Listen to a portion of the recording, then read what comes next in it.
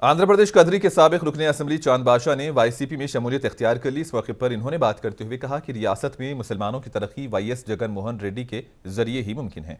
इन्होंने मुंसिफ टीवी से खुसूसी बातचीत की है। आइए देखते हैं क्या कहा।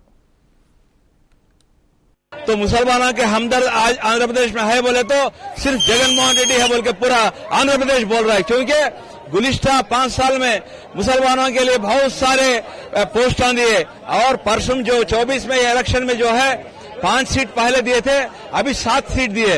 अभी कल हाफिज खान को बोले मैं राज्यसभा को भेजूंगा।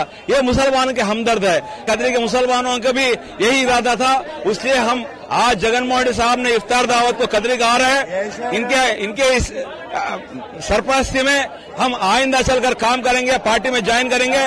यहाँ पर जितने भी कैंडिडेट हमारे दोस्त मकबूल अहमद है उनको जिताएंगे और आंध्र प्रदेश के अंदर जरूर बजरूर तमाम मुसलमानों ने वाईएसआरसीपी को जगन के मुसलमानों का भलाई होगा। इसलिए ये सोचकर मैं आज वाईएसआरसीपी में फिर दोबारा जा रहा हूँ। जगन साहब के साथ मैं काम करूंगा, उनके ही साथ चलूंगा। सर देखिए, खासतौर से जबकि हाफिज खान को राज्यसभा देने का ऐलान किया गया, इस तरह का आपको कोई ऐलान दिया गया?